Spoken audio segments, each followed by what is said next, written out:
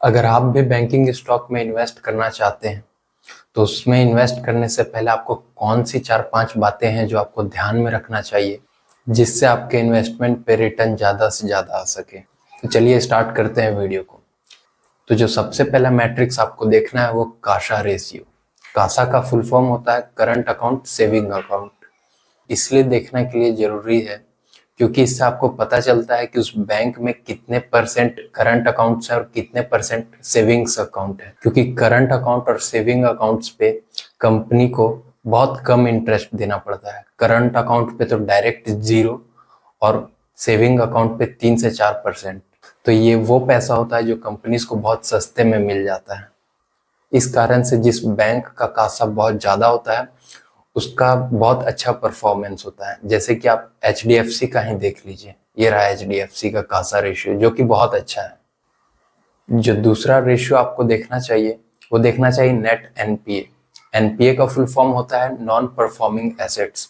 ऐसे एसेट्स जो कंपनीज को पैसा लाकर नहीं दे रही है। इसका मतलब क्या हुआ, अगर कंपनी किसी को लोन दी है तो ऐसा भी तो हो सकता है कि वो लोन को रीपेमेंट ना करे। जैसे SBI ने विजय माल्या को लोन दिया था पर वो तो लोन चुकाया नहीं, तो इसका लॉस किसको होगा, कंपनी को होगा। तो ऐसा कितना पैसा है जो कंपनी का अटक चुका है किसी को लोन देने के बाद, तो वो नेट NPA में आता है।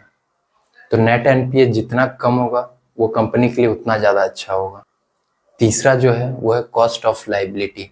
इसका मतलब ये हुआ कि एवरेज कितना रिटर्न देना पड़ता है बैंक को कस्टमर को। तो इससे समझ में आता है कि कंपनी कितना परसेंट रिटर्न कमा रहा है और कितना परसेंट वो वापस दे रहा है कस्टमर्स को। दोनों को बीच का जितना ज्यादा ये डिफरेंस होगा उतना ज्यादा कंपनी के लिए अच्छा होगा। तो ये तो हो गए वो सारे रेशियो जो आपको देखने चाहिए किसी भी बैंक में इन्वेस्ट करने से पहले।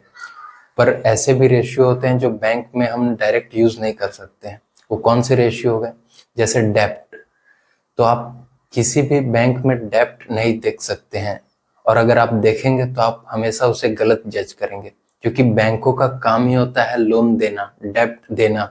तो उनके केस में बहुत ज्यादा लोन दिखेगा क्योंकि वो कंपनीज अपने कस्टमर से पैसा ले रही है, तो वो डेप्ट ले रही है। तो जिस कारण से उनके फाइनेंशियल रिपोर्ट्स में डेप्ट बहुत ज्यादा दिखेगा और आपको वो मिसलीड कर सकता है। तो बैंकिंग वाले सेक्टर में या तो फाइनेंशियल सेक्टर में आपको डेप्ट नहीं देखना है। और क्या नहीं देखना है, तो आपको प्रमोटर होल्डिंग्स नहीं देखना है क्योंकि RBI के तरफ से स्ट्रिक्ट गाइडलाइन होता है फाइनेंशियल इंस्टीट्यूशन को कि इतने से ज्यादा लिमिटेड नहीं हो सकता प्रमोटर होल्डिंग्स।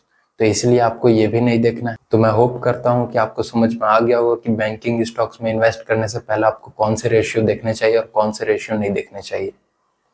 अगर आपको वीडियो अच्छा लगा तो आप वीडियो को लाइक कर सकते हैं, शेयर कर सकते हैं, कमेंट कर सकते हैं अगर आपको कोई क्वेश्चन हो तो।